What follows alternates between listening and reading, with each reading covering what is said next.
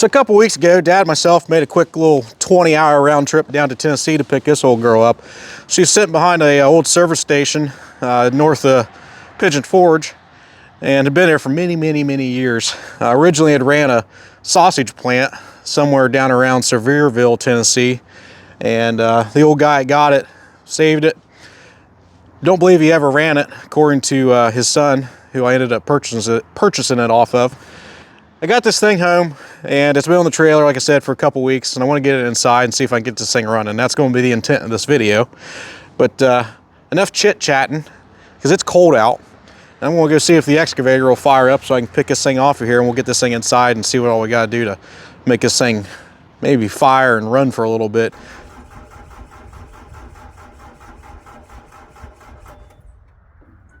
Nope, that ain't happening.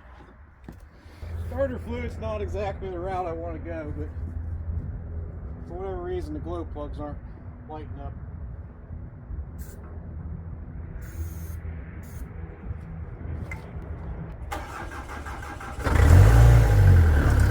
This excavator's absolutely hating the cold right now.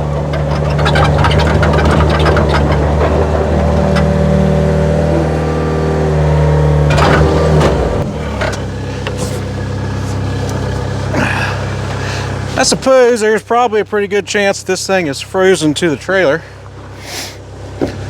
So this could be interesting. I'm not real sure how my rigging job here is actually going to lift. I guess we'll take her easy and find out.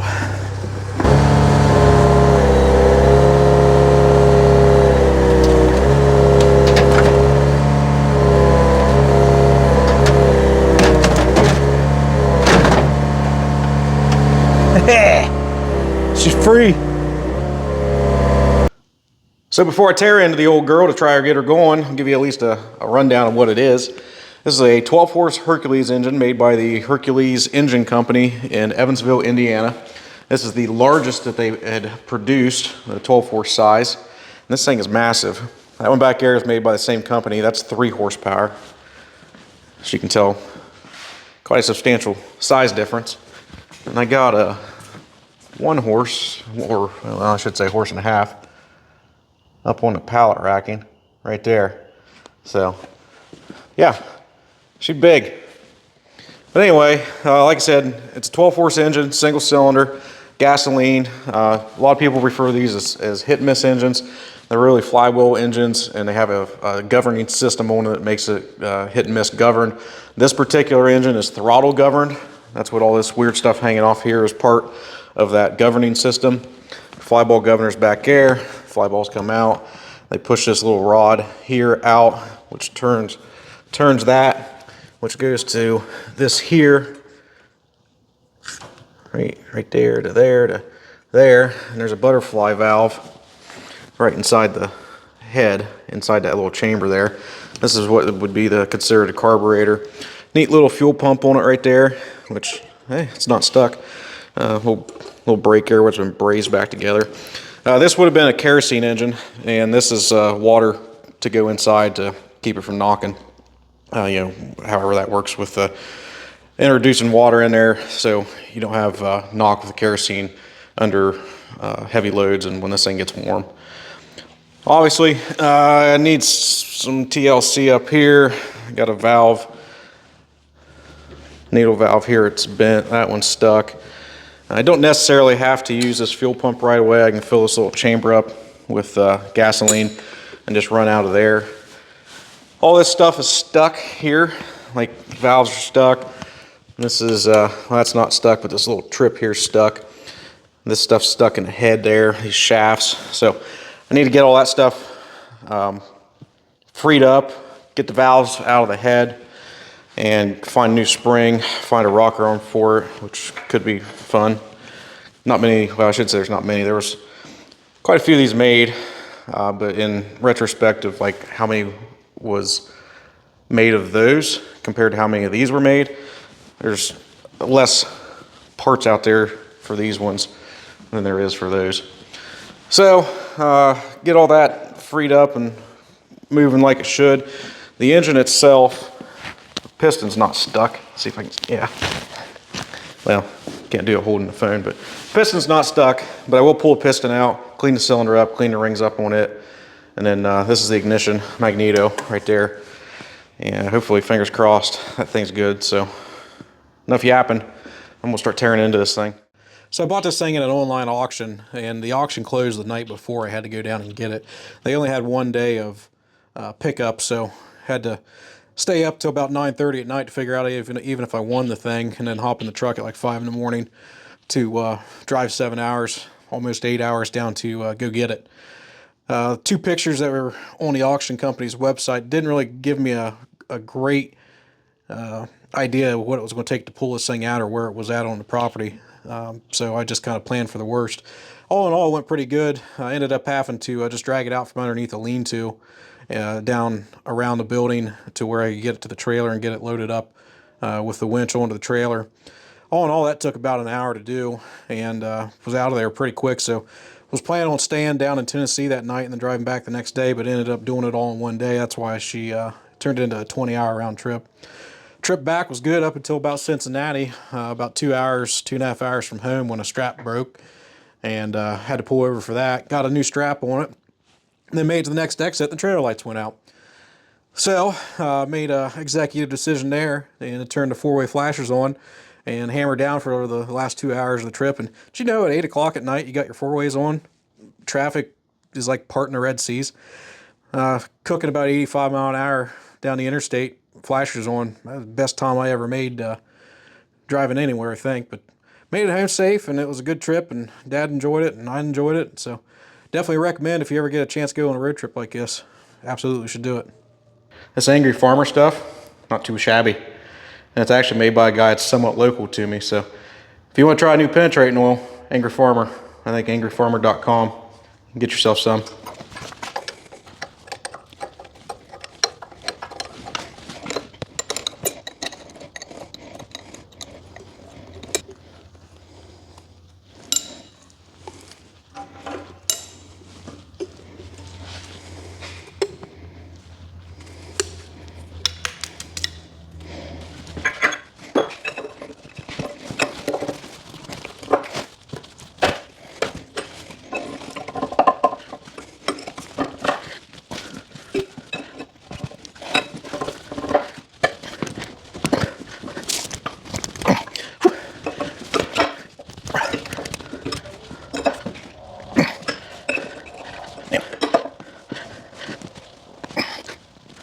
So I got 2 stubborn ones here, so we're going to get the old heat wrench on them. Hopefully that fixes our problem.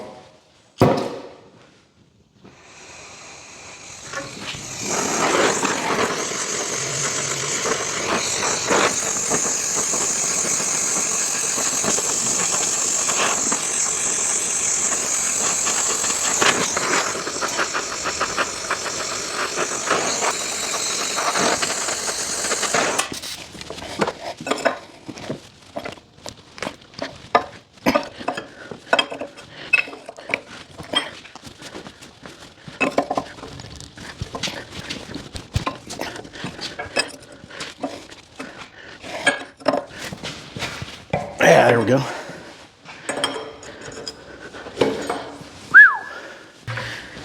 We almost had an oopsie here. I may have forgotten that there was coolant in this. So I'm gonna pull a drain plug and get that out of there and then finish taking this head off. That ain't the right size.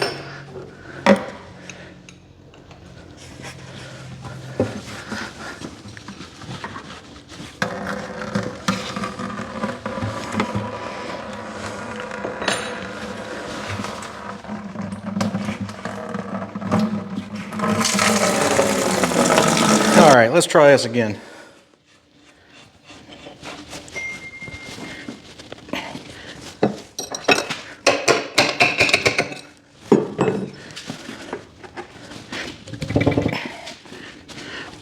Come on.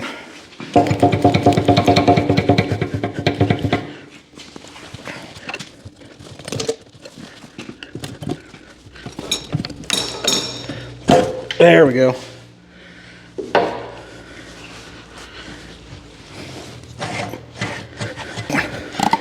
Yeah. Ooh, that's heavy.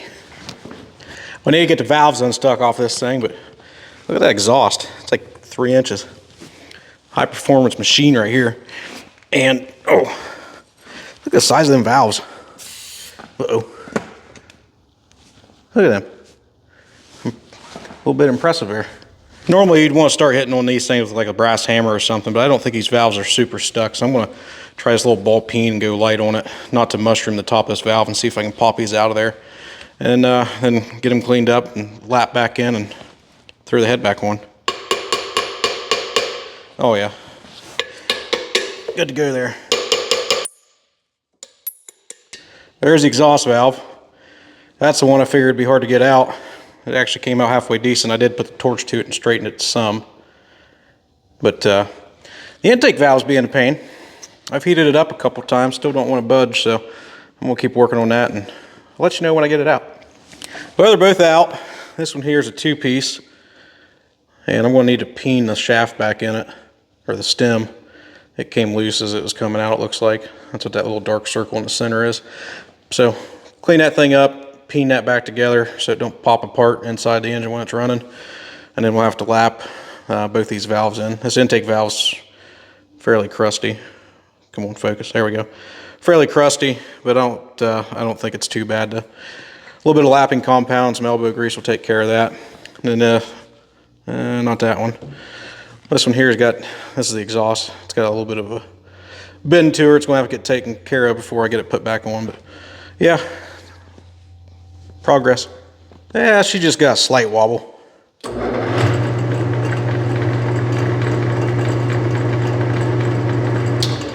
We'll get her taken care of though. All right, quick little update here. I got the head pretty much taken care of. Valves are out. I did get them lapped in. Valve seats don't look terrible. That's the exhaust, the intake air. Intake was kind of ugly, but I think that'll do. Should be fine. Got gasket surfaces cleaned up for the carburetor, and might do a little bit more on where the gasket goes on the back of the head here, but pretty well tied up there. I did make a new gasket for it. Here's the old, here's the new. And I think I found a spring that'll work for the exhaust valve. This is a 208 Fairbanks oil-filled engine exhaust spring and keeper. I had to modify the keeper a little bit. Hole was a little bit too small. I did get it turned down on a lathe to fit that and made a little pin for it that goes in there. Then the keeper would be under it. Be under it like that. So I'm gonna get the springs all put in on the head and call that good for now, and then move over to the carburetor so I can get the thing cleaned up, that valve bent or unbent, and all that crap cleaned out of it. So that's the next step.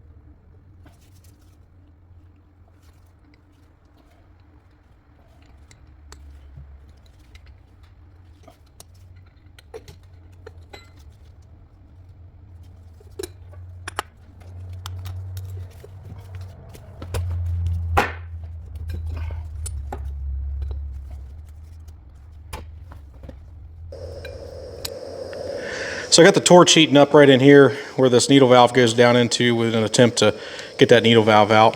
But I think patience is going to be key with this because that's pretty ugly from that mud dauber that was in there. I don't want to ruin any of this stuff if I don't need to. So I think what I'm going to end up doing is putting this stuff in a bucket of evapor rust and letting that stuff do its work on it and clean the little passages and whatnot out a little bit better than me with a piece of wire. And also I think on this piece here on that little butterfly valve, I think that valve plate is bent down. So I get this cleaned up and moving free. I'll make sure it's actually the case, then I'll attempt to bend that back up to where it should be. And hopefully hopefully that's right. But yeah, mud daubers really did a number on this thing. Pretty much everything, any little passageway in there is full of mud dauber nest. And still got to mess with that thing. But coming apart a lot easier than I thought it was going to.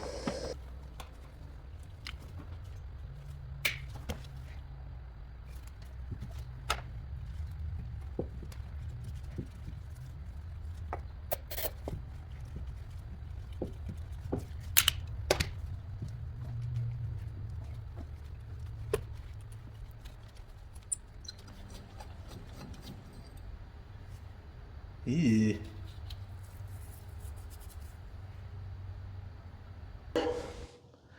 So while we're waiting on the evapor rust to do its magic, we got some things over here we can be doing. Like pulling this big old piston out. In case you're wondering, it's 7.5 inch bore. I'm not sure what the stroke is. 10 inches? 10 to, I don't know. It's more than that. I'll measure it and let you know. But yeah, we can work on this stuff while that thing's doing stuff over there. Get all the monkey motion bits and bobs freed up. So the piston came out a lot easier than I expected it to. I was able to pull it out by hand, so that's telling me all the stiffness in this engine is in these main bearings. So I'll end up probably pulling these caps off, cleaning the grease out of them. As you can tell, it's not really much grease anymore. So get them cleaned up and should have this thing spinning over pretty good. But in the meantime, I'm going to try to manhandle that piston and rod out of there.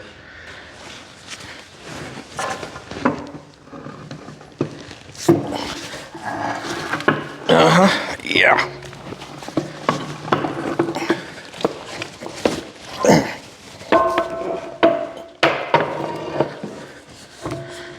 Whew. Whew.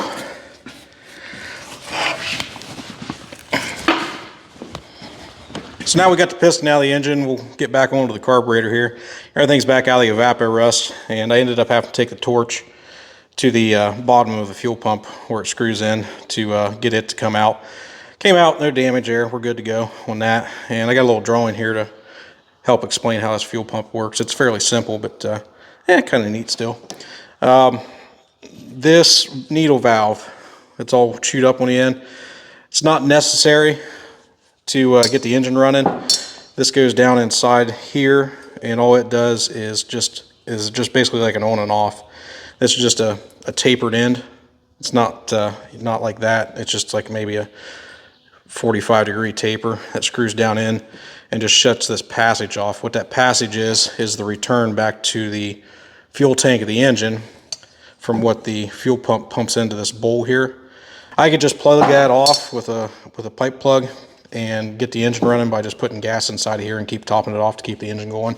So it's not necessary, but see how ambitious I am. I might make a new one. I don't know. Still need to straighten the needle valve out. Haven't got to that yet. I did get this freed up. That's your little throttle plate there. It was bent, as you can see in this picture here. And this is what was full of mud daubers. The plate itself, I don't know if you can see that there, is loose. I need to solder it back in position there, but that won't be a big deal. So that's pretty much good to go. Like I said, I got fuel pump here, a little drawing, kind of show you how this thing works because it's fairly simple but kind of neat. Need to get it tore apart, cleaned up, and the check balls inside of it, make sure they seal and be good to go on that thing working. So got that cut out for me. Get that working and I'll check back in with you. Well, welcome to the whiteboard of knowledge. And probably mistakes too, because I'm going to explain this the best I can to you. This is pretty simple. This is the fuel pump on it. It consists of a plunger right here. It's got a check ball inside of it. So this is the plunger. There's your check ball. You can see the holes in my drawing, holes on this. This is your barrel right here. It's got holes on the outside. That's what these are, where it says gas out. There's a check ball, like I said, inside of this. This fits inside of there. There's a check ball on the bottom of the barrel, down inside of here. And then on the inside of the barrel is a spring that allows this plunger to return back up. So how this thing works is when this thing goes down, there's a cavity inside of here, that when this goes down, this cavity's full of gasoline, kerosene, whatever it is. When it goes down, it allows the ball to lift and go up, and the inside of the plunger to fill with gas. On the return stroke, when the plunger goes back up, it has holes in it that allows the gas to come up and then exit through the outside of the barrel here, through those holes right there. Also on the upward stroke, it has a ball in the bottom that goes all the way through here into your fuel line from your fuel tank. It allows it to lift and for gas or kerosene to go back up and fill this space again. And then repeating the process, it goes down, this ball seats, this ball opens, it fills the plunger back up. On the upward stroke, this ball seats, this ball lifts, allows gas to come back in and fill this chamber up, and then this one here is dumping the fuel out of the side of this here. So when this goes down, fills the plunger up. When it goes up, it lets the plunger exit out and refill the cavity here. What's wrong with this one right now is the mud, grime, whatever on the inside of it has got the spring stuck more or less. So I need to get the spring out and make sure the check balls are seating in this. And this thing should be good to go after I do all that. But quick little update. I got the fuel pump apart. Got it cleaned up a little bit. There's the old spring that was in it. Cheap junk. I got a new one that's going to replace it. Here's the check ball that goes down into the bottom there. It's leaking by a little bit when I go and suck some air through it. So I think what I'm going to do is hot glue it to the end of this piece of dowel and then lap it in like you would a valve. The check ball that's inside of here seems to be working fine, so I'm not going to screw with it anymore. I did start making a new shut-off valve. Just need to turn the end of it down so I can fit the knob back on it and peen it over. Still need to straighten that one out and also solder the throttle plate back on. So making baby steps here, but this is turning more into a slight restoration than just to get it running. But hey, whatever. It needed done anyway. Well, I think I'm pretty much going to call the carburetor complete. I got new shut off there. This is straightened back out on that needle valve. I do a little bit of trimming so that nut would fit.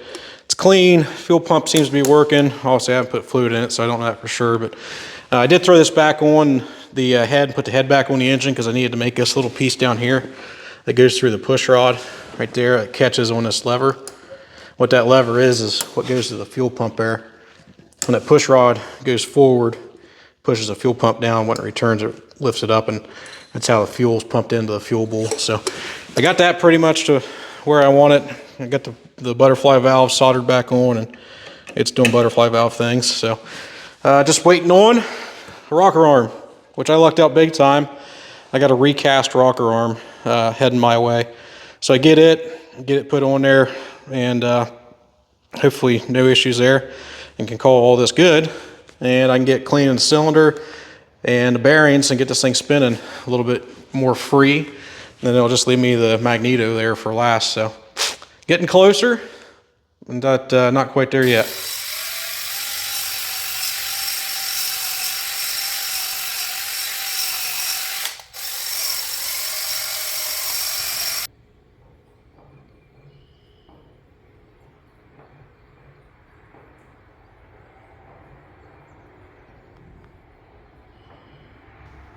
So pretty much got everything cleaned up. I got all the bearings cleaned up, cylinder cleaned up. Main thing on these bearings is just getting these passageways clean. Obviously the surface, getting all the old grease and grime out of there. And then making sure all these passages are open so the new grease can flow in through there and cover the whole bearing surface.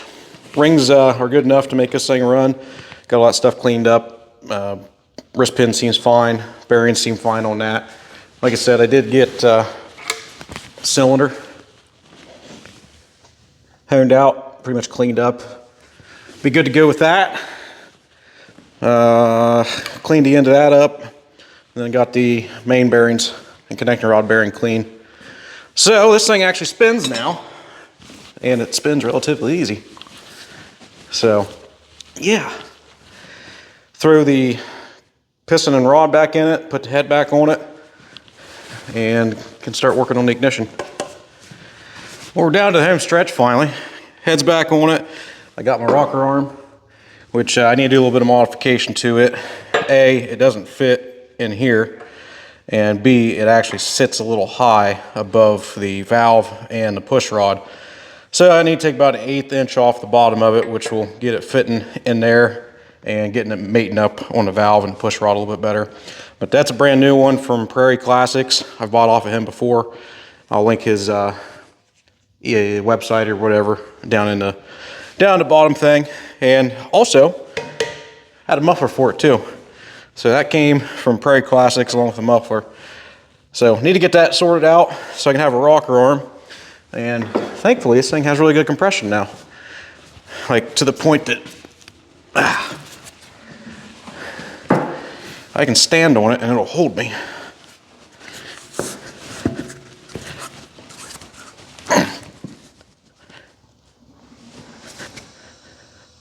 So yeah, doing all right with the compression side. Get the rocker arm done. I keep saying I'm going to help work on this mag, but I'm kind of dreading taking this out so I can put a new wire on it. Afraid I might break it. So I keep stalling. Oh well, gotta keep going.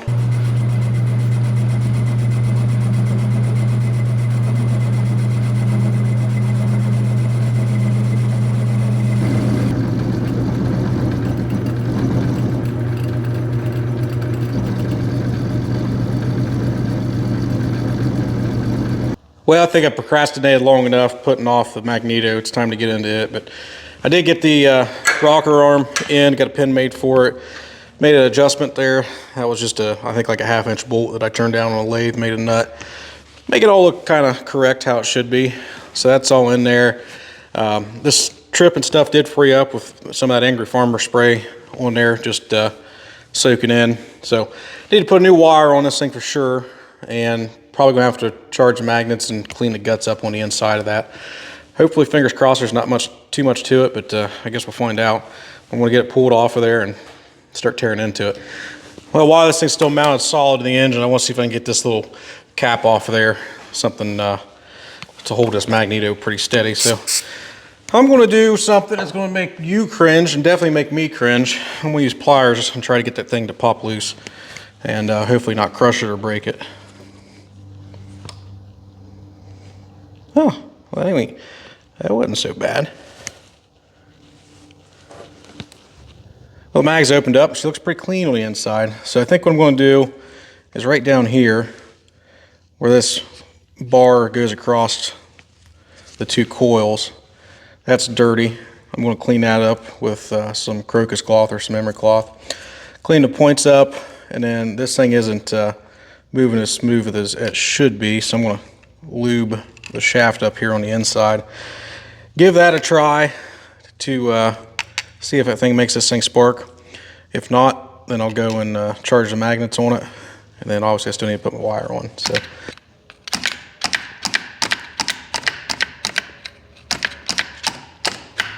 well, the Magneto seems to be in working order again. Just cleaned her up basically. Like I said, the insides didn't look all that terrible, so took some emery cloth, cleaned the contacts where these two pieces contact and the points up, put a new plug wire on it, and zapped it on the magnet charger, put a little bit stronger charge in the magnets, and she'll light up the test light now. So I'm going to throw her back on the engine, and we can put some fuel in the thing and see if it'll go boom. Well, I threw the mag back on the engine after, I said it had spark, which it did, but these things have condensers in them, and this one here, you can tell that wire's been broke for a while. So it would spark on the bench. As soon as I put it in the engine, it wouldn't spark. Wouldn't do anything. It was getting, a lot better ground through this engine, and this wasn't doing what it was supposed to be doing. So I'm going to order a new condenser for it. That or I may have one laying around here.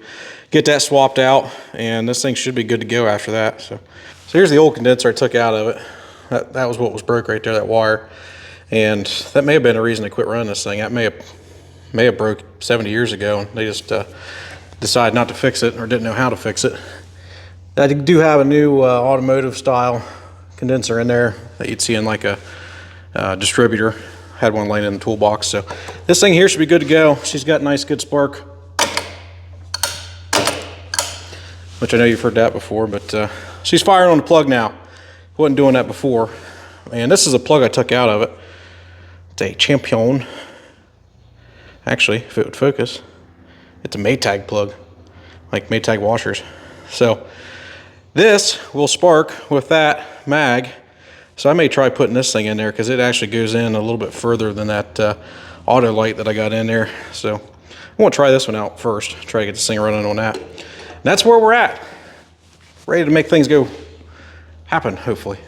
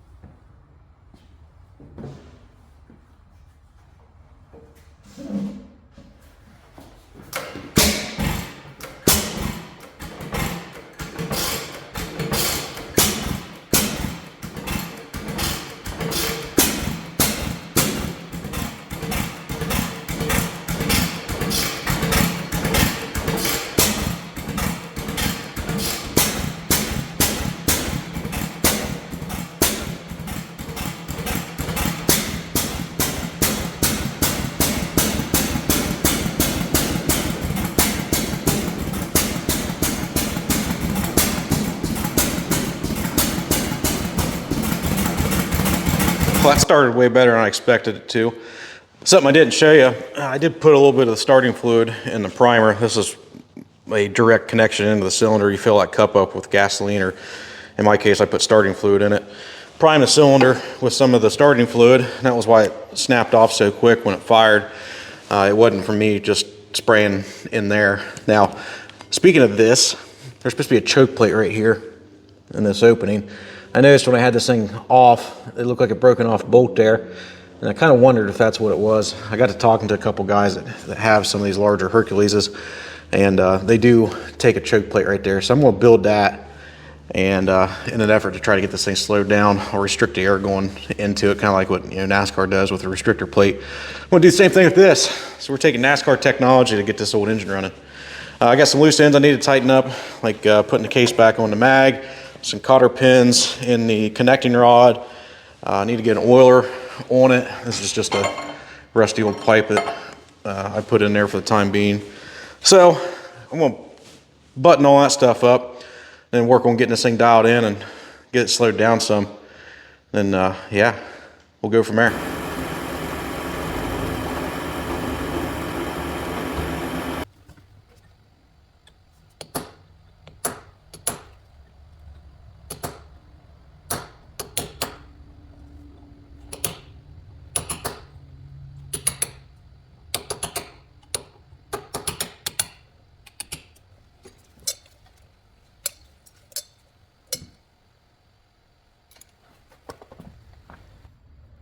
I'm glad I did that the way I did and saved the little bit of threads that was left in there. I was kind of curious how they sealed this, because that goes straight into where the fuel bowl is.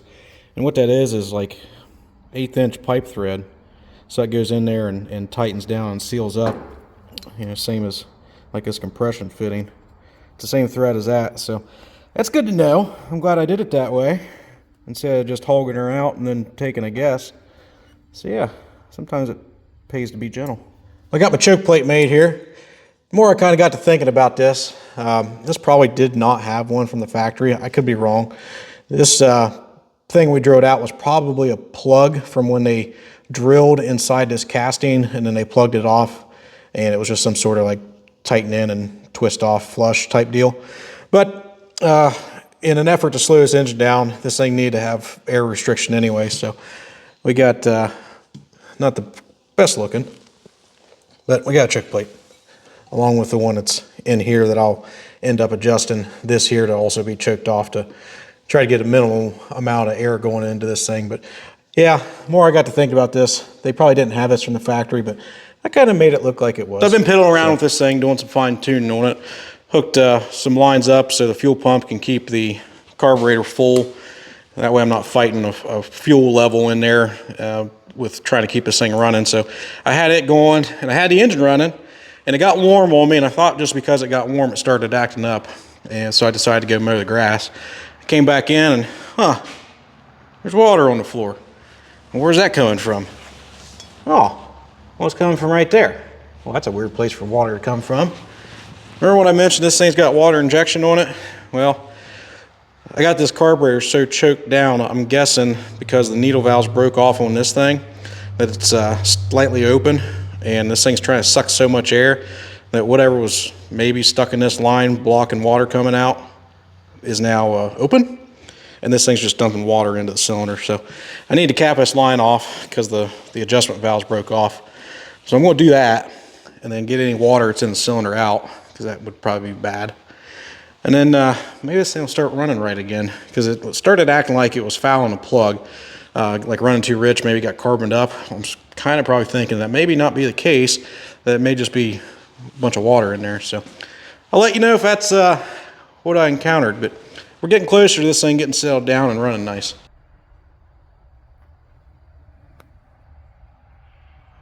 Ruh-roh.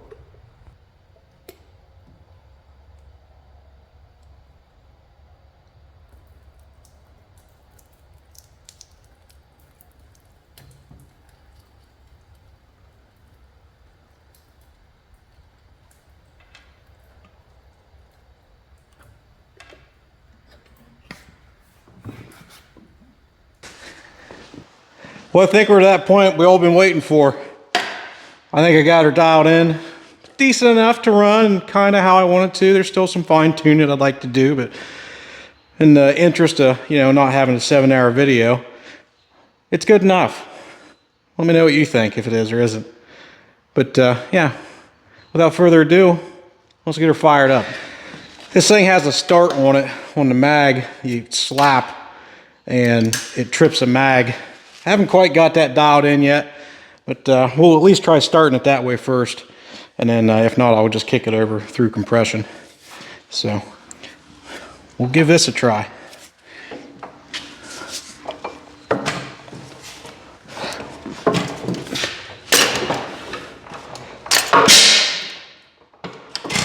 All right, not quite there. We'll do it the old-fashioned way. All right, the plug was carboned up a little bit, so we're going to try the starter thing again.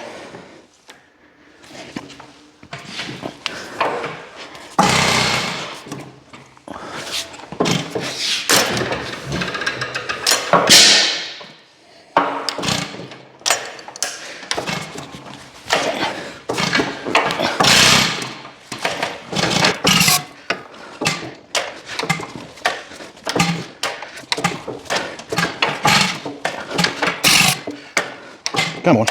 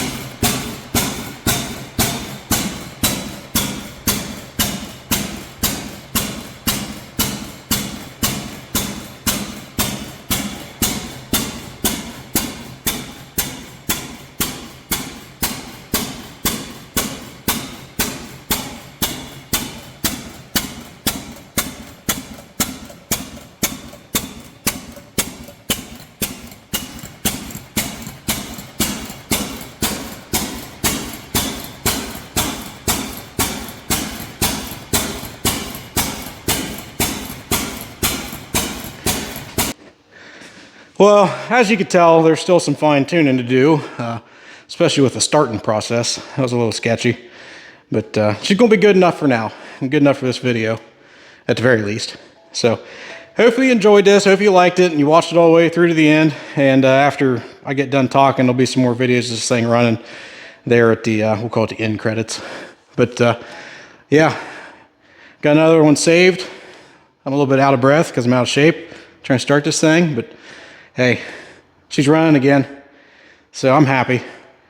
Hopefully I earned your subscription, and you'll like it, subscribe it, share it. YouTube says all that stuff helps grow the channel, and well, I'm at like 27 or 28,000 subscribers right now, and I got that goal, that big silver play button that YouTube gives out, which is 100,000 or 100,000 subscribers. So if you want to, like try to help me reach that goal, hit the little subscribe button and like it and share it and comment. All that stuff helps. Be much appreciated. And until next time, like I always say, go out and get your hands dirty. Thanks for watching.